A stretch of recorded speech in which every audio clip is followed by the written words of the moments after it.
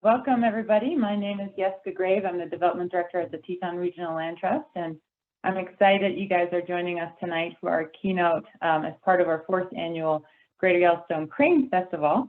I wanted to thank our sponsors for making this possible.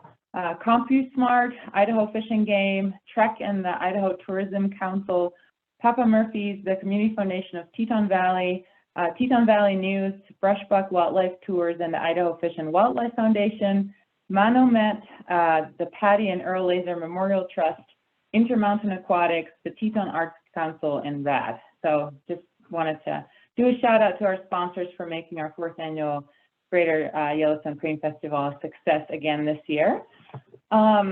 So quick intro, for over 30 years, the Teton Regional Land Trust has been working with local landowners in Teton Valley to protect critical wetlands, nesting and foraging habitat for sandhill cranes and other fish and wildlife of the Greater Yellowstone ecosystem. As a result of these efforts, we have protected over 37,000 acres in eastern Idaho, and 12,000 of those acres are in Teton Valley, including the majority of the wetlands that are roosting habitat for sandhill cranes. Beginning in 2003, we initiated a monitoring program to better understand the population and habitat usage of sandhill cranes during pre-migration staging. We have made over 100,000 observations of staging cranes since 2003. Our observations have led us to understand the important interplay between wetland habitat and grain fields. Because Teton Valley has a unique alignment of wetland and grain habitat, it hosts the largest pre-migration staging population in the Greater Yellowstone ecosystem.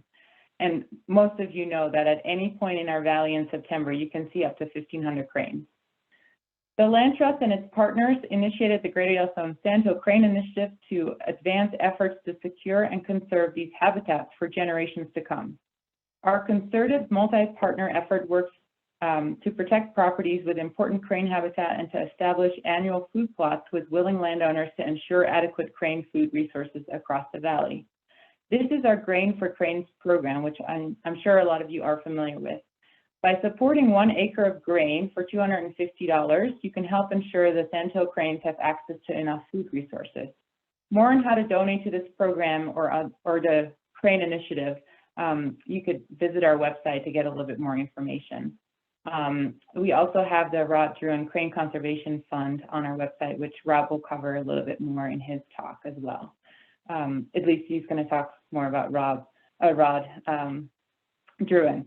So I'm going to introduce Rob Cavallaro. Rob is a wildlife biologist with 25 years of professional experience. He has been with Idaho Department of Fish and Game for 14 years and is currently the Regional Wildlife Habitat Manager in the Upper Snake region. His program stewards 90,000 acres of wildlife management areas and seeks partnerships to preserve, protect, and perpetuate habitat on public and private lands. Prior to his current position, Rob was a regional wildlife biologist with the Idaho Fish and Game, specializing in at-risk species management and conservation. From 2002 to 2008, Rob was the stewardship director here at the Teton Regional Land Trust. Rob is an avid backcountry traveler and spends much of his spare time hiding in the woods. Rob's involvement in the Crane Initiative really started before the initiative became more formal, during his days at TRLT as the stewardship director. In 2003, when we began the monitoring, it was under Rob's guidance. In his roles at the Idaho Fish and Game, Rob has been a strong supporter of cranes and crane conservation in our region, and the Idaho Fish and Game is an integral partner in the Crane Initiative, not only helping support crane food plots, but also providing expertise to help prioritize conservation that is meaningful to the cranes. So thank you so much, Rob, for being our keynote for our 4th annual Crane Festival and for sharing your knowledge and passion with us. So I will now pass it on to you, Rob. Thanks very much, Jessica. Appreciate that introduction. Very pleased to be here helping to kick off the 4th annual Greater Yellowstone Sandhill Crane Festival. And I'll stop right there and check in with Jessica to make sure I'm transmitting here and that you can hear me out there in Zoom world. I can hear you. Yep, I can hear you. I hope everyone else can. Okay. We'll hope for the best. Yeah, I wanted to start off my presentation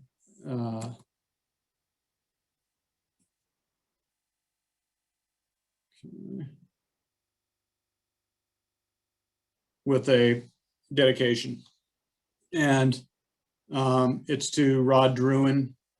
Rod passed away last July, and he was an amazing guy in many ways. He was the foremost expert on the Rocky Mountain population of sandhill cranes, and he had expertise on many other waterbird species. He spent a 54-year career studying waterbirds and was a real, diligent and effective advocate for their conservation.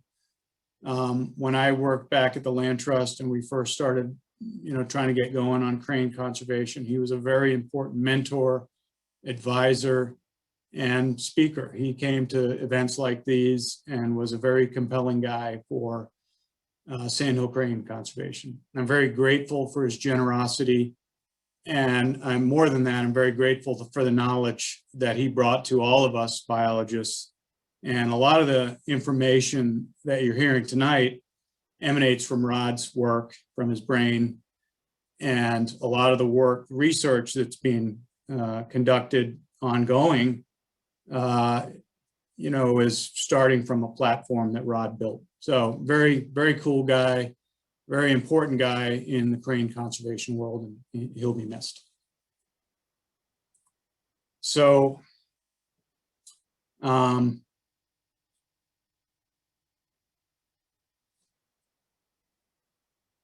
something weird going on with my screen. Let me just see if I can fix that without getting rid of everybody.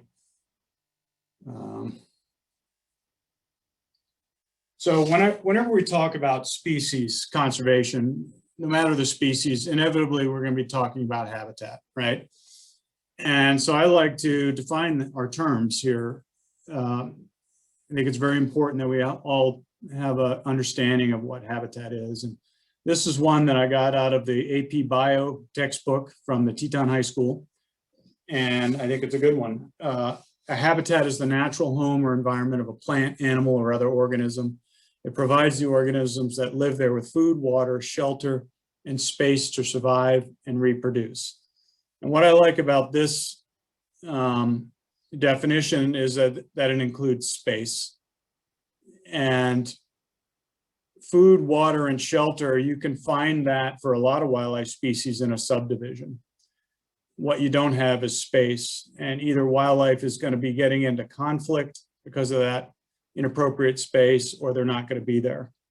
And so increasingly in the greater Yellowstone area, and really every area, space is an important element of habitat that we have to consider.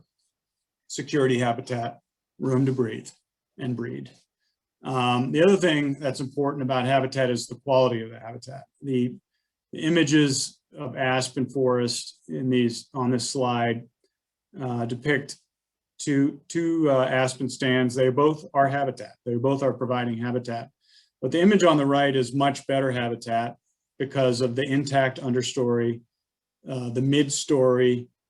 And so this provides just a lot more resources. It provides hiding cover for critters that are trying to use that stand, whether it's a bear trying to take a nap in its daybed, or a mule deer trying to hide her fawn.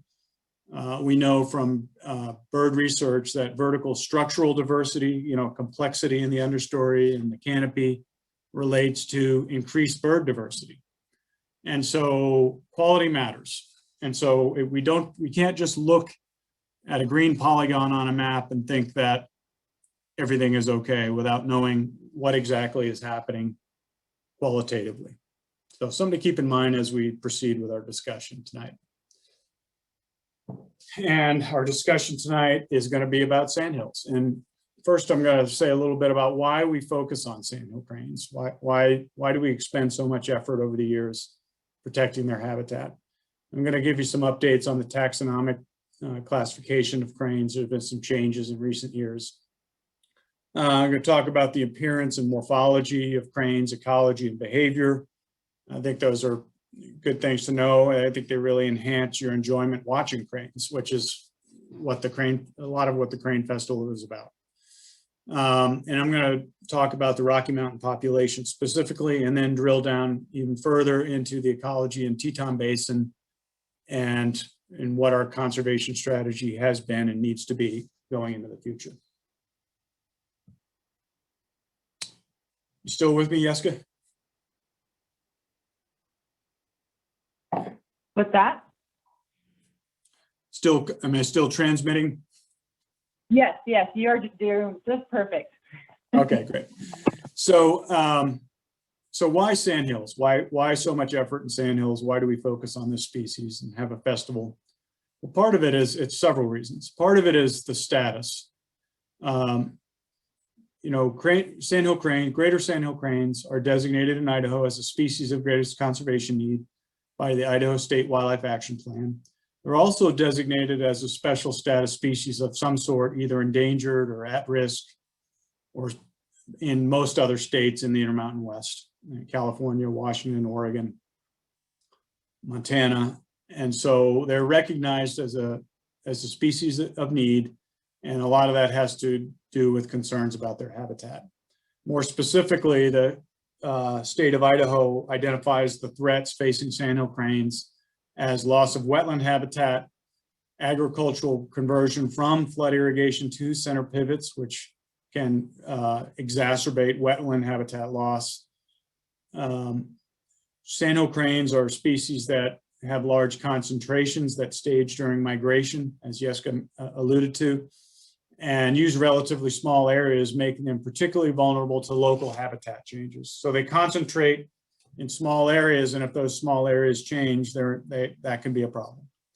And also the juxtaposition of secure wetland habitat and cut grain, mostly wheat and barley, is becoming increasingly rare in Idaho. And then finally, there's concerns about human disturbance during sensitive times, particularly staging and breeding. And so that's what the state of Idaho says about threats to cranes. And the Teton Regional Land Trust, like a lot of conservation organizations, does its own conservation planning. And they're aware of our designations and our status and do a good job helping us with those, but they do their own planning. And a conservation plan identifies targets.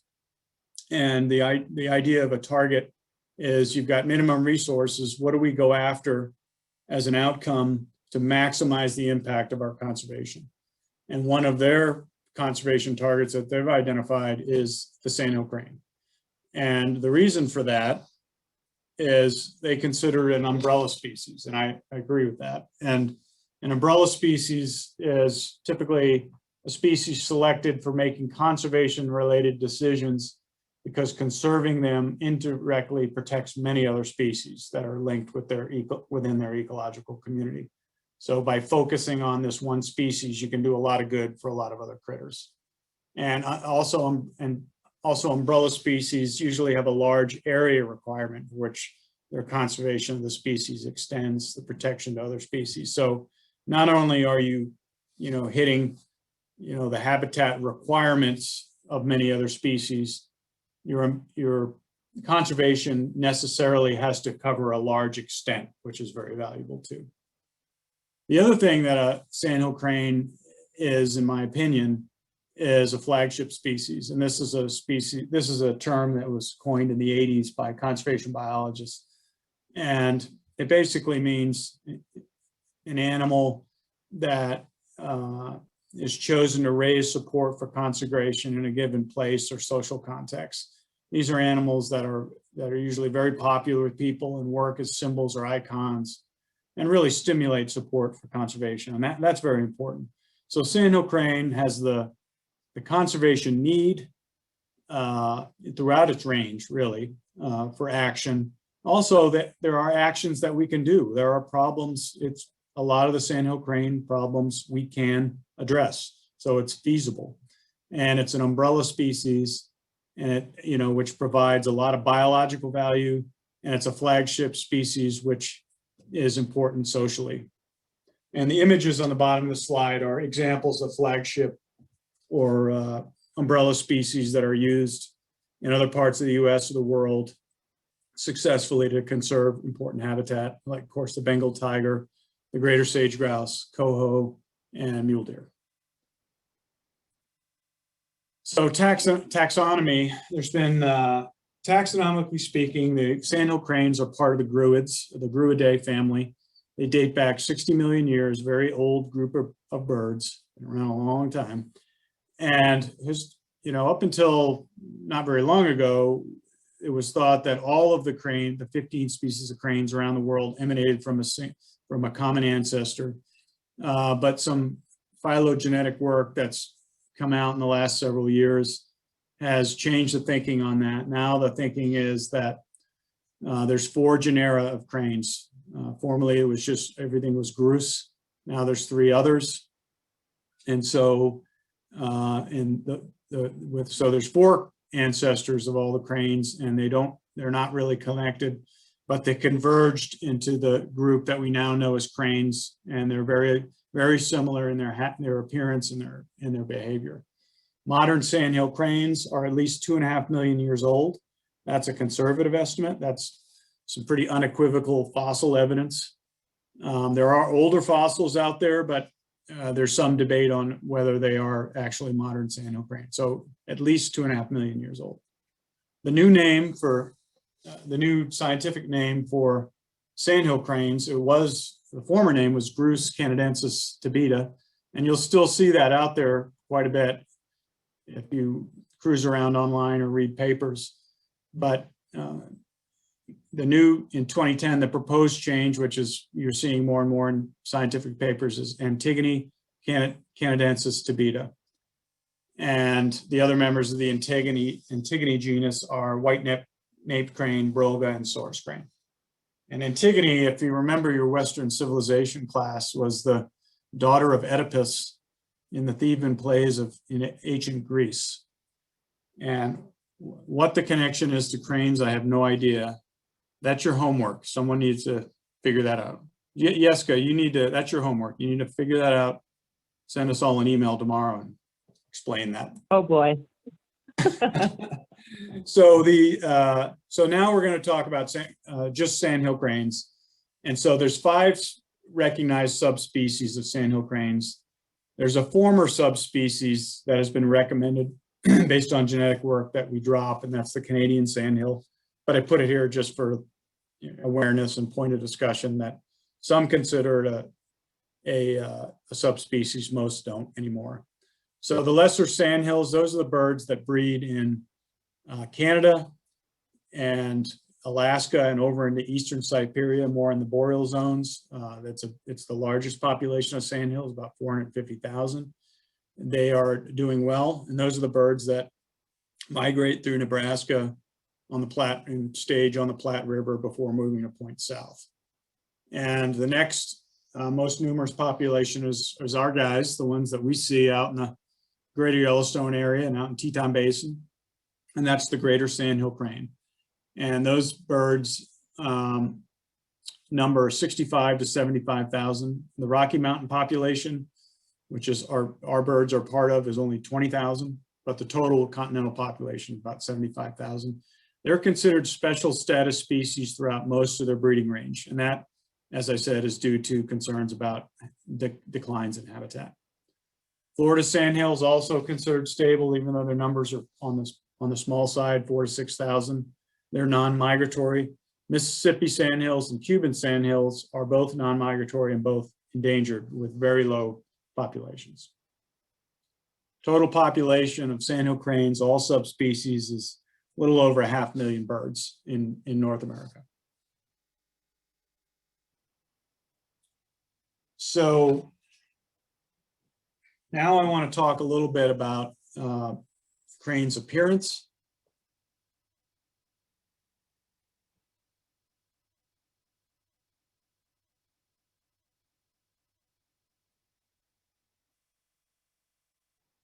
Sorry, I'm having some graphic trouble here. I think I got it sorted out. So if you've ever seen a crane, and most of you have, they're very striking birds. And part of that is their height. They can be to 4 to 5 feet tall and up to 14, 15 pounds. So a very large bird. Males are noticeably larger than females. Their body plumage varies with shades of gray. And many populations in our area and throughout various areas in the Intermountain West, they'll preen red mud into their feathers and actually dye their feathers sort of that rust brown in that you see in that adult bird in the upper left. And we see that in Teton Basin. I've seen them preening the mud into their feathers, and we see that plumage in Teton Basin as well as in Jackson and Grand Teton. And so we've got that, apparently got that iron-rich mud in our area. In the adults, the forehead and crown are covered with reddish skin. That's not feathers, it's just bare skin. And the face, chin, and upper throat and nape are white to pale gray.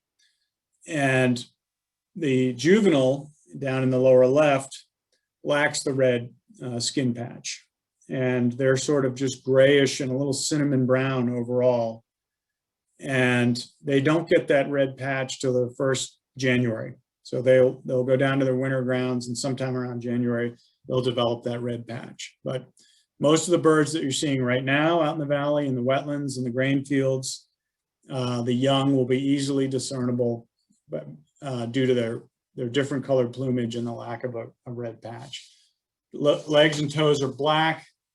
And the other thing that's noticeable about cranes in flight is the neck is straight out. Some people would confuse them with a great blue heron, which kind of coils its neck back in an S over its body, but the crane flies straight neck out, straight legs back. So pretty striking large bird. And some cool, morphological adaptations of the crane that I think enhance your viewing also and help you understand a little bit about at least its vocalizations. So on the left, lower left is the sandhill crane standing in Teton Valley, and the rear of the bird has sort of a bustle. And a bustle is some sort of lady's garment, and I'm not sure exactly what it's for, but it's something fluffy, I guess, and towards the back. And I've never seen one, but I have seen a lot of bustles on sandhill cranes. And what they are is, in the upper left photograph or painting, there is an axillary feather, and it's this flight feather that's closest to the body, and it's sort of fluffed out and very distinct from all the rest of the flight feathers on the wing.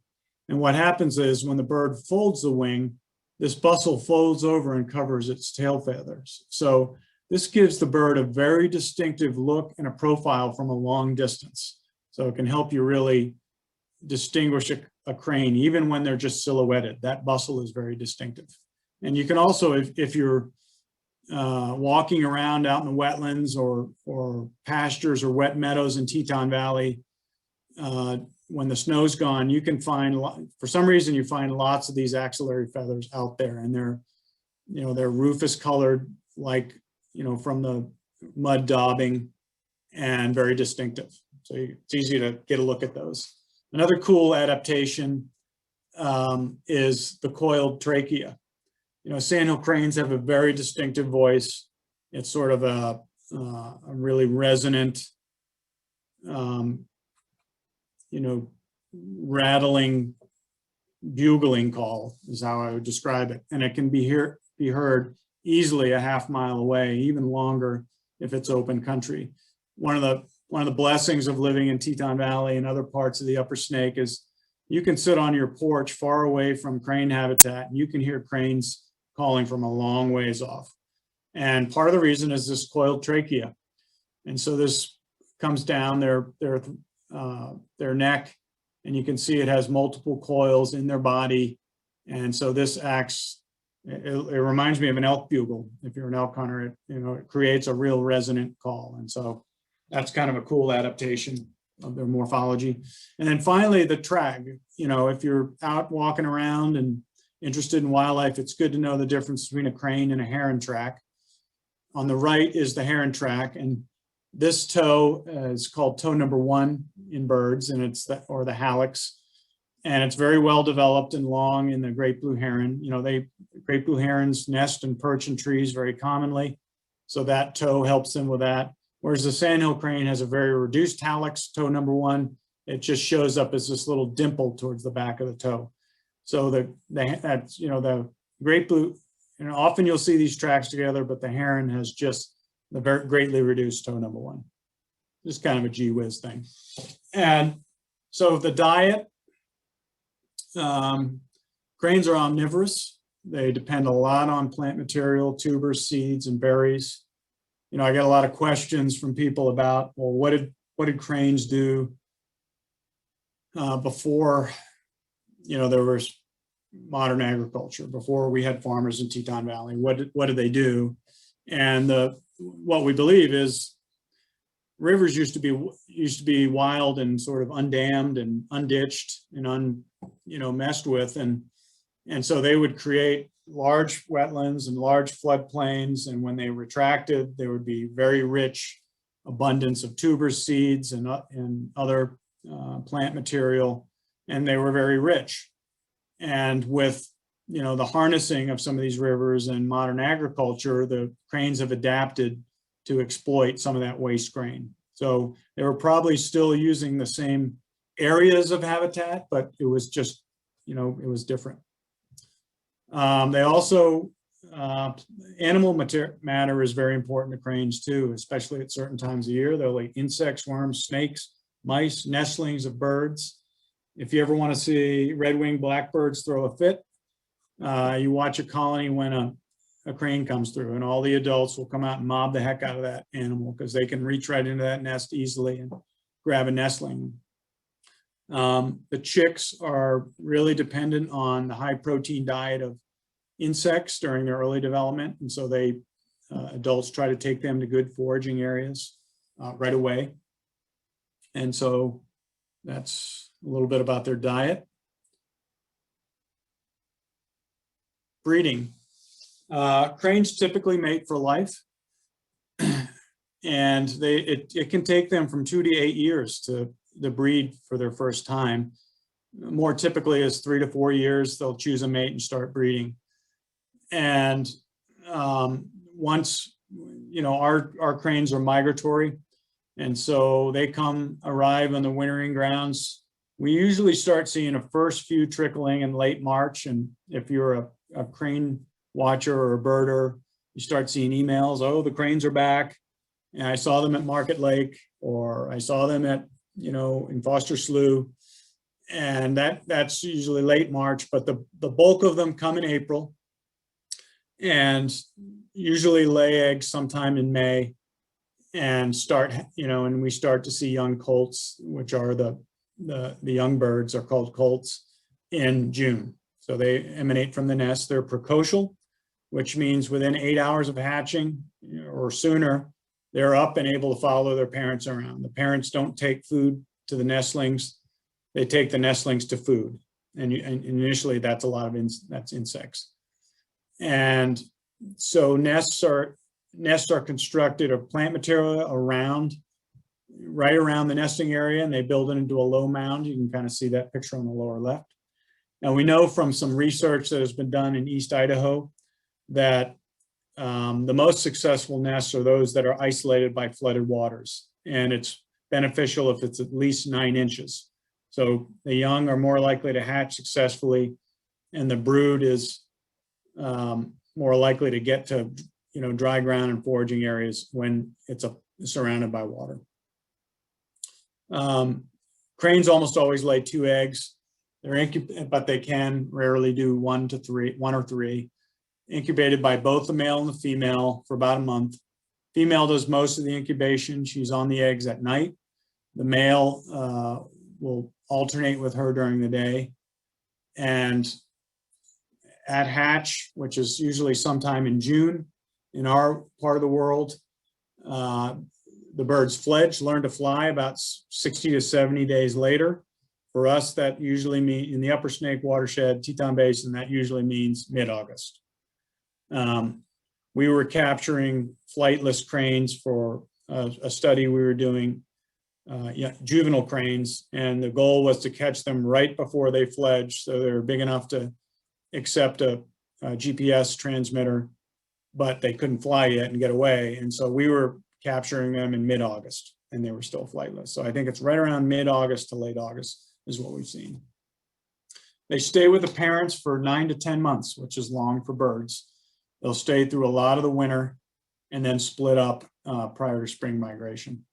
And it's usually in January of that winter, when they're on the winter grounds, that they get that the young birds get their red skin patch on their head too. So pre-migration staging. For our discussion and for the conservation efforts, this is one of the most important elements of their ecology. And what pre-migration staging is cranes are generalists. They breed in wetlands all over the West and all different types of wetlands, but they all gather into very specific areas for pre-migration staging. And what that is in August, when their young start to fledge, they will start to gather in flocks, and they'll fly to these pre-migration staging areas. And some birds that are, that nest in those near those pre-migration staging areas are kind of already gathering there. And they'll slowly gather in flocks, and they exploit resources for about 6 weeks before they migrate. And what they do, what that looks like is, feeding in grain, usually wheat or barley in the morning, utilizing pastures and wet meadows during the middle of the day for loafing. You see these birds in the lower left. Resting is very important for these birds, but they'll also use those pastures for hunting animal matter like voles and grasshoppers, whatever's available. So you'll see them flipping over cow pies and pastures and eating the beetles, catching earthworms. But a lot of the time they're preening and loafing out in these meadows and just being free from disturbance and chilling. Then they'll often in the evening, they're back into the grain for another feed. And then they fly to a night roost, which is typically a very shallow wetland, just a few inches deep. So their feathers don't get wet. So they fly into this wetland right at dark and fly next to it, and then they all walk in. And we've seen roosts in Teton Valley, shallow roosts with 1,000 cranes in it. And that's not normal, but we have documented that. And so the rub, the tricky part of all this is all these resources have to be in close proximity to each other to make it efficient, because they're trying to put on resources for a long migration down to New Mexico. And we know from the work of Rod Druin that really they have to be within all these resources have to be within 2 kilometers of each other. And recent work from Patrick Donnelly has refined some of Rod's knowledge to say it's, sort of confirmed it, but, refined it to saying it's 2.2 kilometers is the critical distance. And so that alignment of resources is rare and very valuable. And it's an alignment we currently possess in Teton Valley. Once they've done with pre-migration, usually that's mid to latter part of October. So they start gathering on their pre-migration late August. The peak of migration is through September, but we also have birds in October. Then they migrate in a couple of hops down to mostly Bosque del Apache National Wildlife Refuge in the Rio Grande Valley. And on their way there, they stop at one of the most important, migration staging areas, which is in the San Luis Valley. That's another important landscape for these birds. Another interesting element of sandhill behavior is their strong family bonds. They mate for life. We already talked about that. But during migration staging, it's very interesting to watch. You think of a flock of birds. A flock of birds is like a peep of cranes is like watching a crowd at Disneyland. Initially, you just see this mob of people and they're all trying to get food or get on a ride or whatever. But if you look more closely, you can see that the crowd is made up of family groups that are very distinct. They're sticking together. They're in the crowd, but they're in their own group too. And cranes are very much like that. And when you see birds flying into a roost. There can be a lot of birds in the sky, but if you look carefully, they're in groups of 2, 3, or 4. And so that's a pair with one colt or a pair with 2 colts. And so they're almost like reluctant, flockers. And so they have those strong family bonds. And also they stay together through a lot of the winter, which is unusual for birds. And Rod Druin related an anecdote to me about this strong family bond. He was watching birds down in Bosque del Apache, and there was a couple of birds that he marked. So he knew where they came from, and he knew how old they were, and he essentially knew who they were. And there were 2 brothers that were both marked, and they greeted each other they were both adults, had their own families. They had their mates and colts.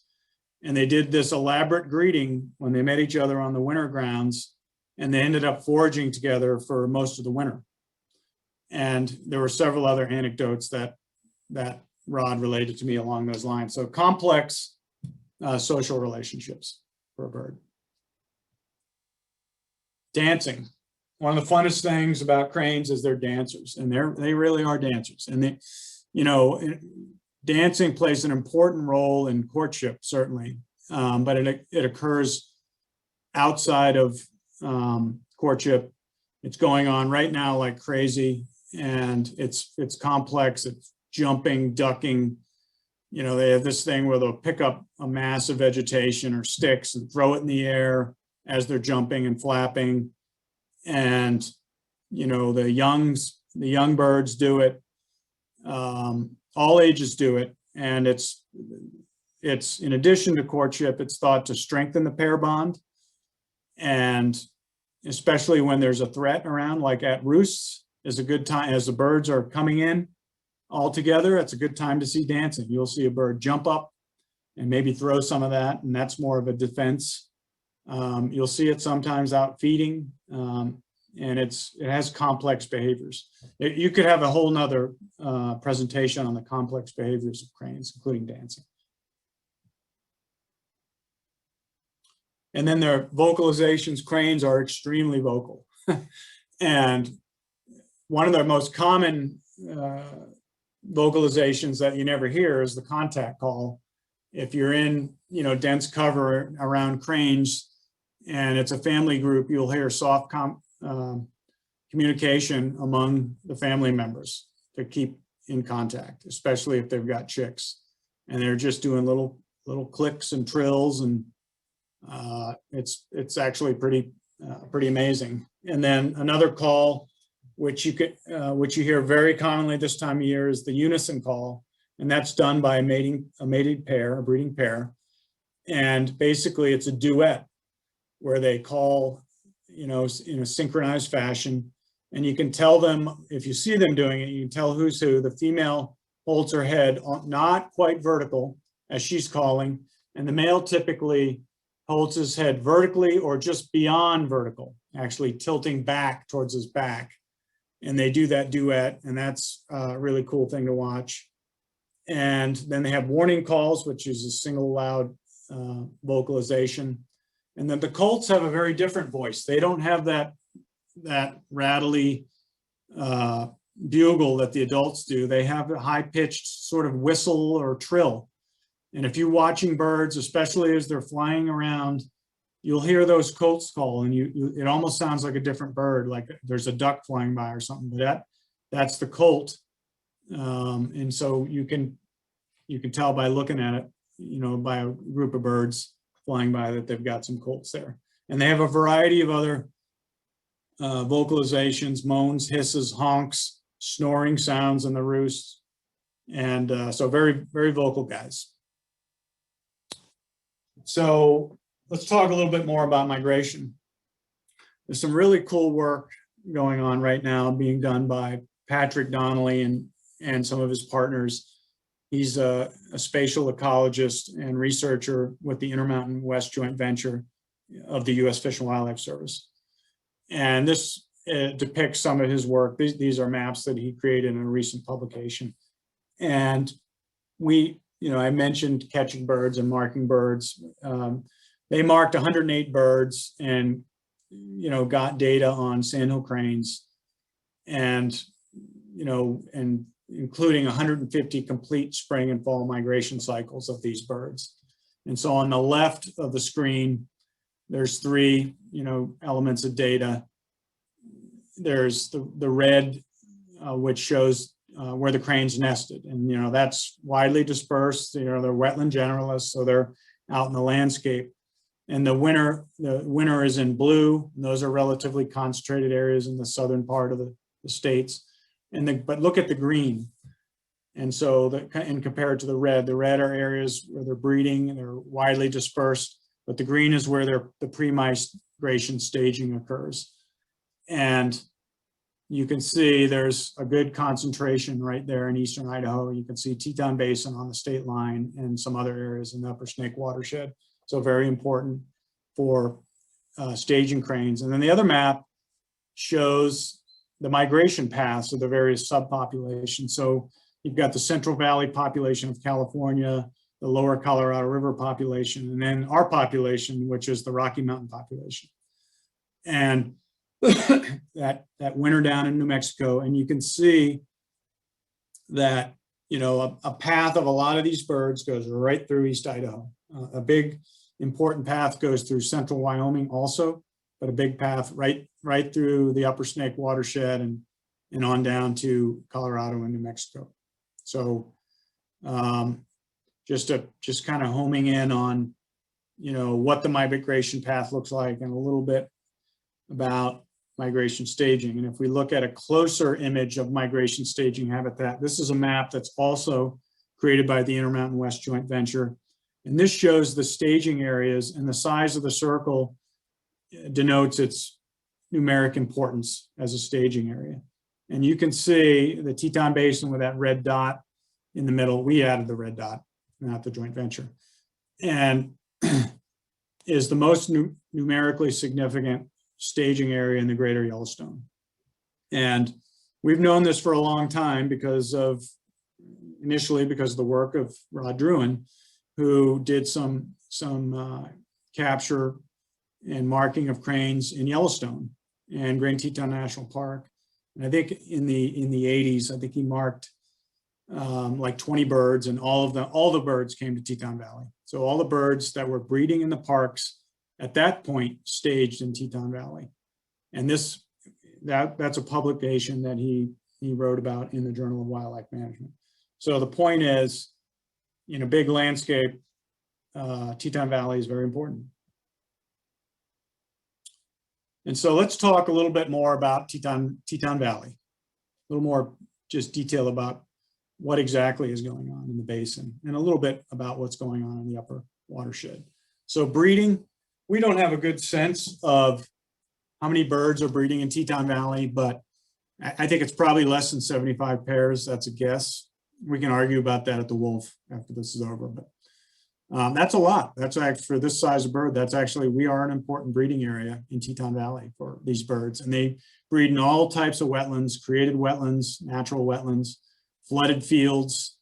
All these pictures are from Teton Basin. And they nest up on the forest and lower elevations in the forest, typically in, beaver ponds. They're related to beaver ponds pretty closely. You can see that bird with its neck down on a beaver pond. And so we've got a good, viable, important breeding population. Sustaining that is all about sustaining wetlands and space.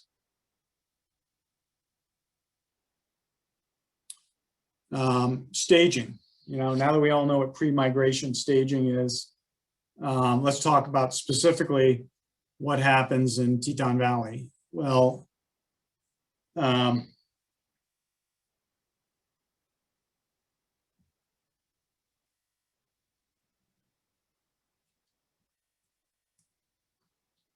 sorry, I have an obstruction on my screen that is giving me some difficulties here.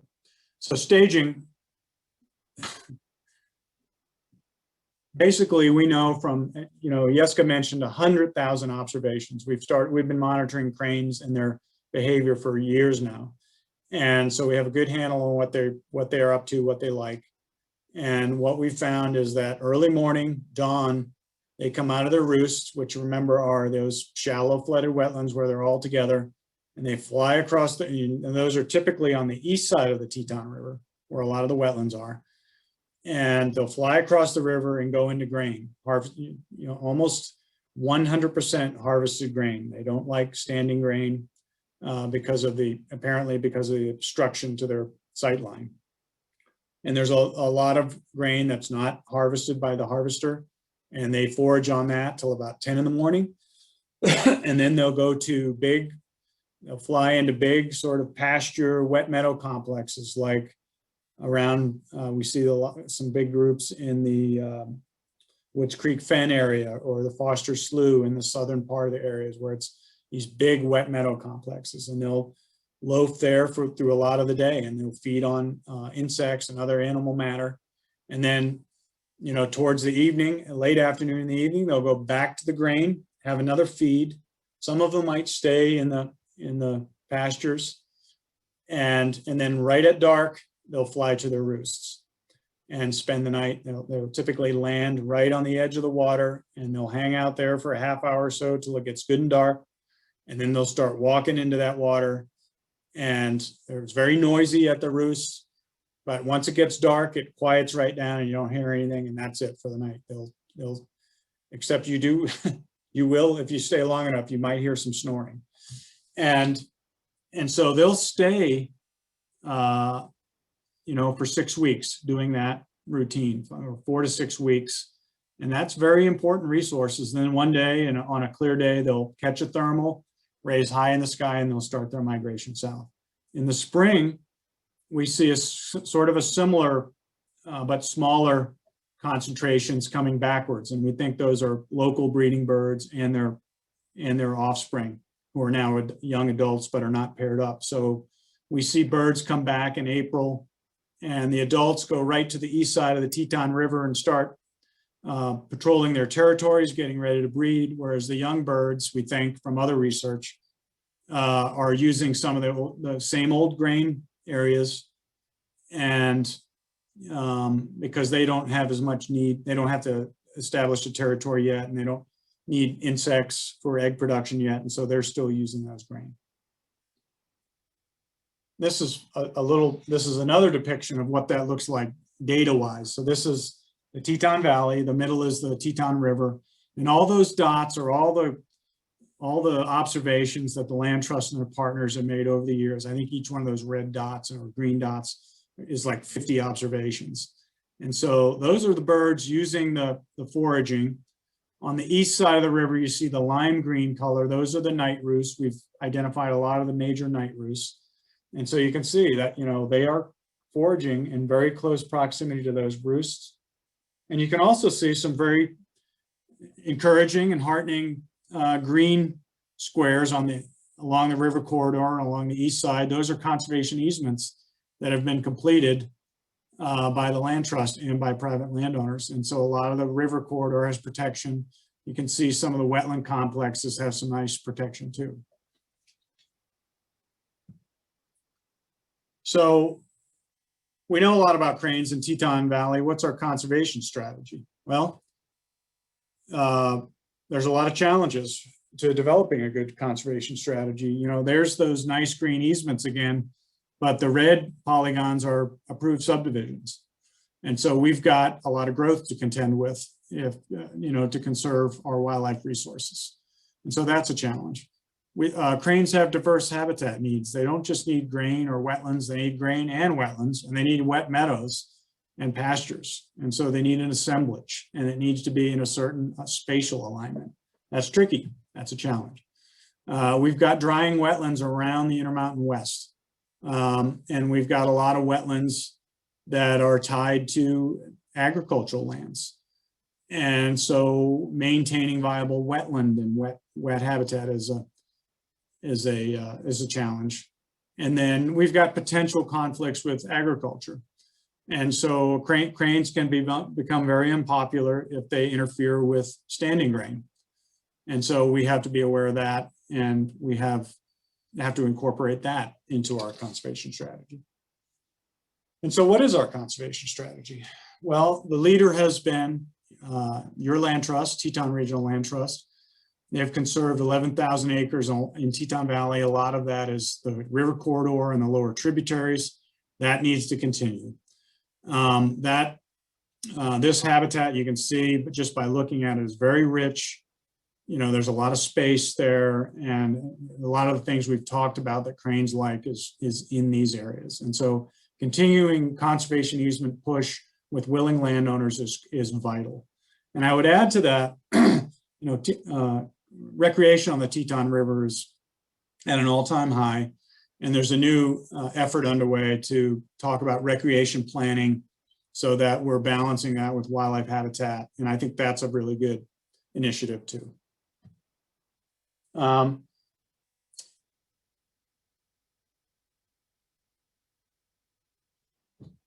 I'm having a screen issue again here. Give me just a second.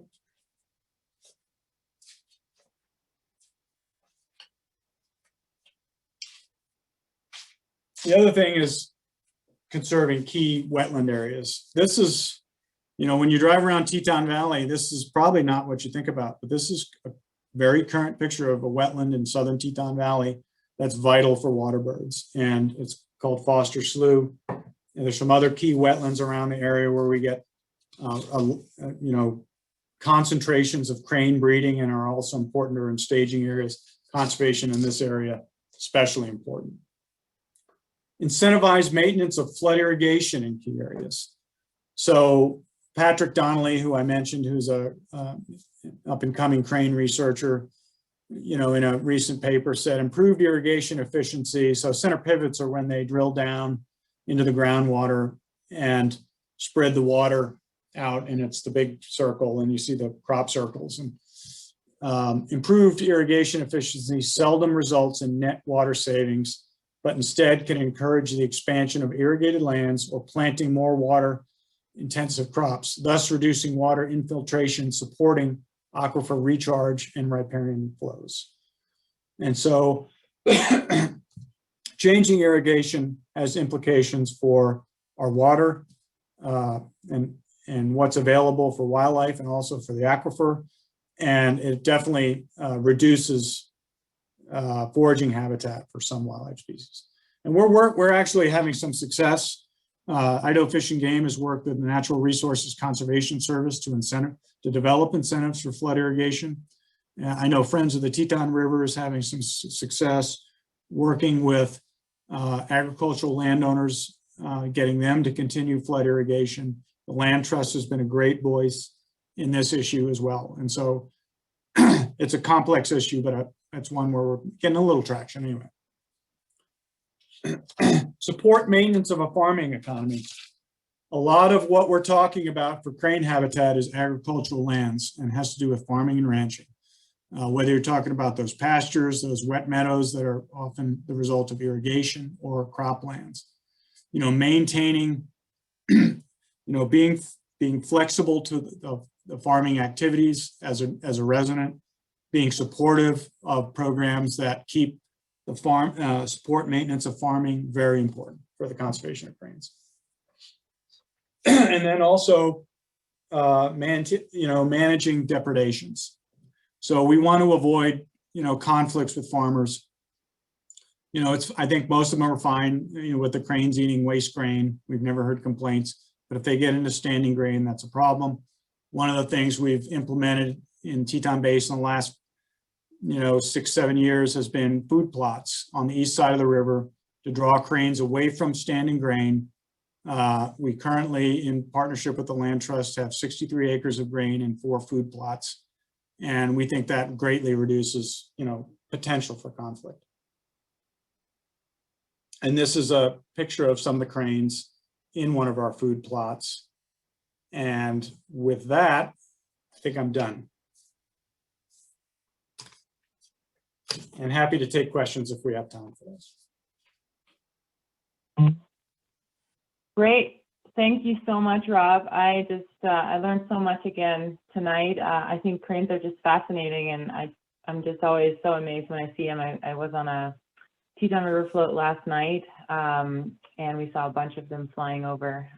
So yeah, it's a good spot to see them is dusk and dawn, as you already said.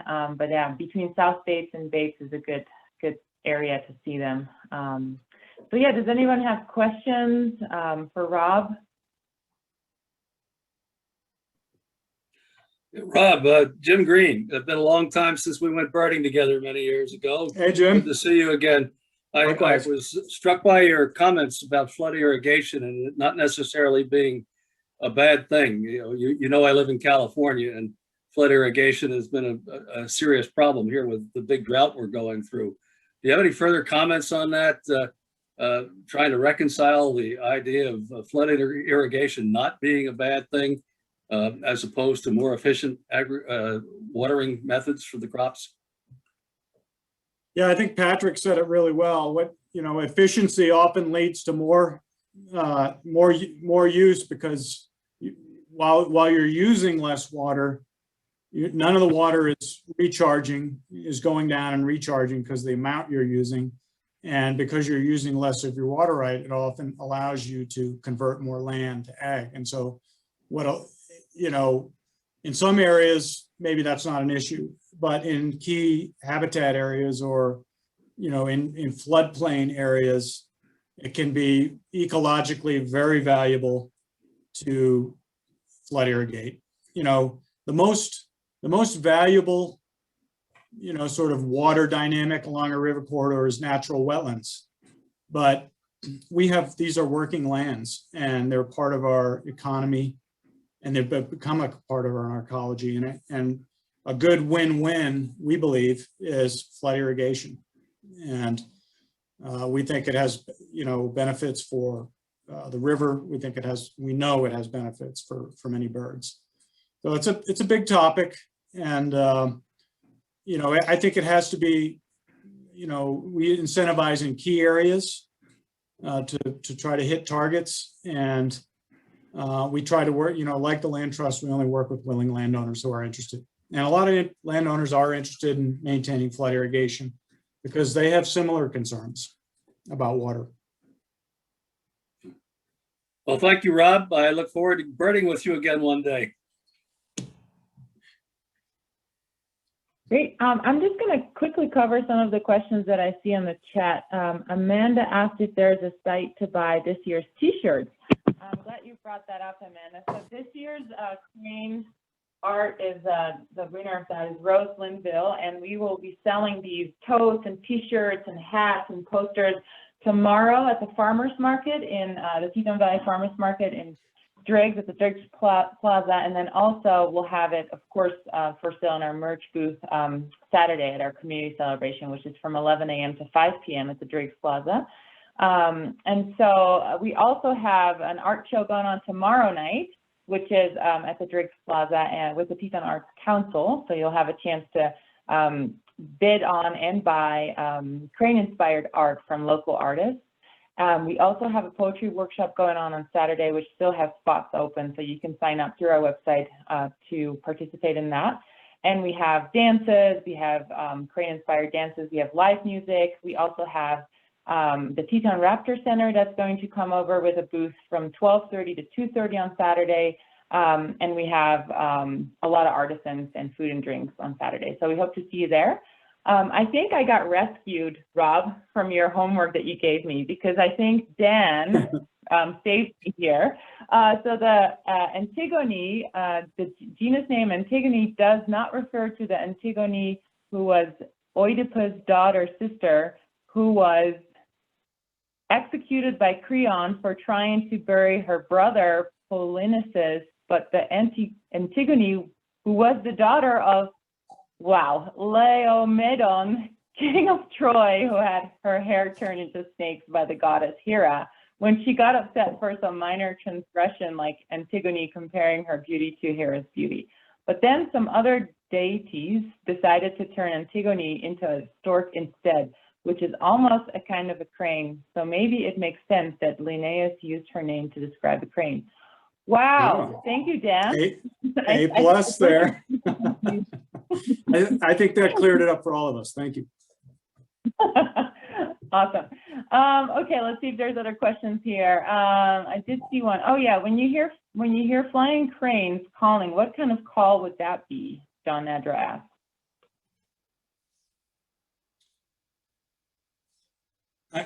I'm sorry, I didn't get all that. Okay, so when you hear flying cranes calling, what kind of call would that be? Okay, so the unison call is only on the ground.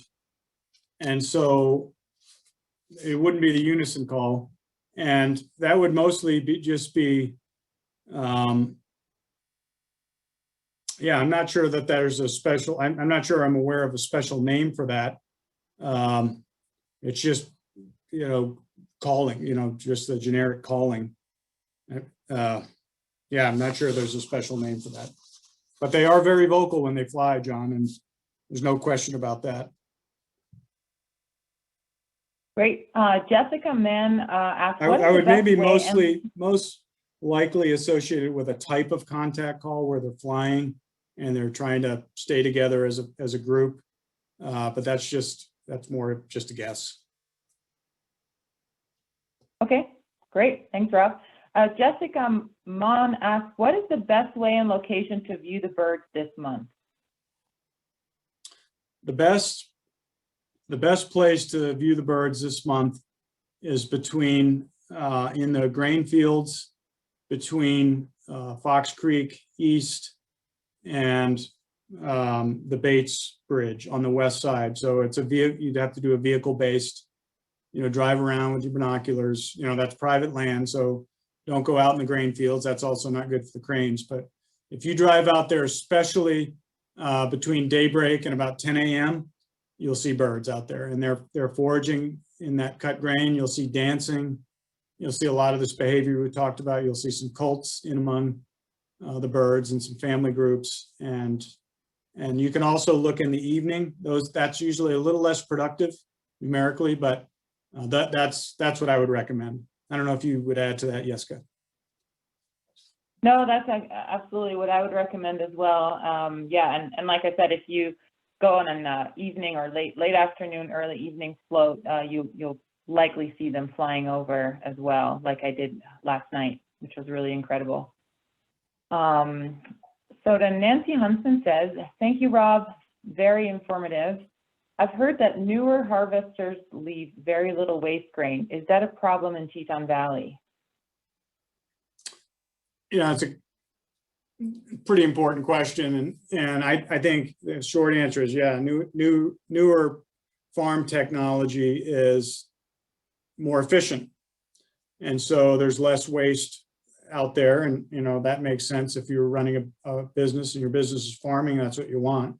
It's less of a boon for wildlife.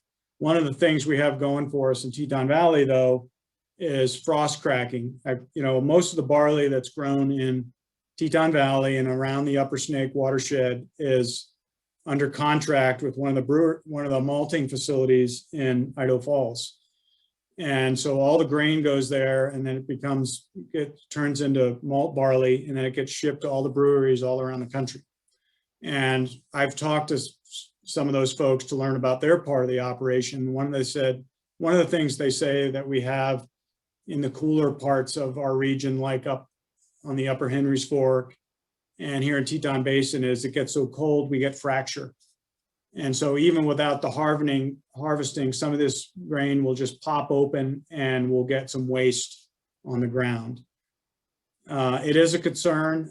We still think we're getting pretty good waste grain out in our fields, and we're hoping to offset some of that with our food plots. But it's something we need to watch.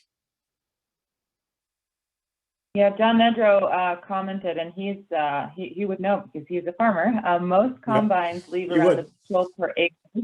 Wind and rain will shell some out before harvest. So, yeah. Oh.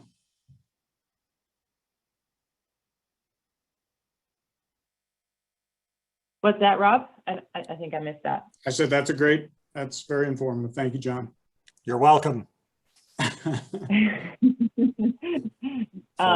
Thank you. Great. It's all very good. feel free to ask a question if you have one or a comment.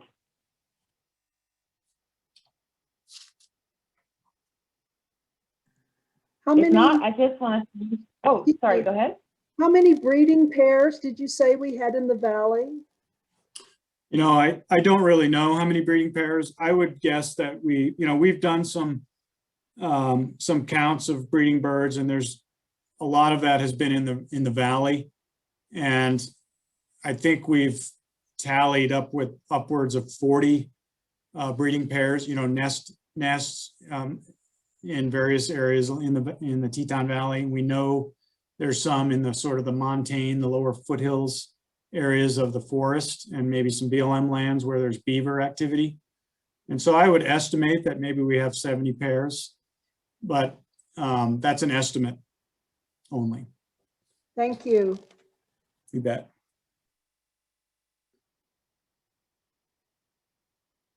Wonderful. Well, I just want to thank everyone for being here tonight with us. And of course, a special thanks to Rob for sharing all of your knowledge and experience and expertise with us. And thanks for all of the supporters that have donated to the Grain for Cranes program, the Greater Yellowstone Sandhill Crane Initiative, through Rod Ruin Conservation Fund, and those of you that are, actively coming to our workshops and activities this week. So thank you guys so much. And I look forward to seeing you in person tomorrow and Saturday. Thank you. Thank you. All right. Bye, everybody. Thank you. Great Thanks. presentation. Thank you. Thank you. Good job. Thank you, Rob.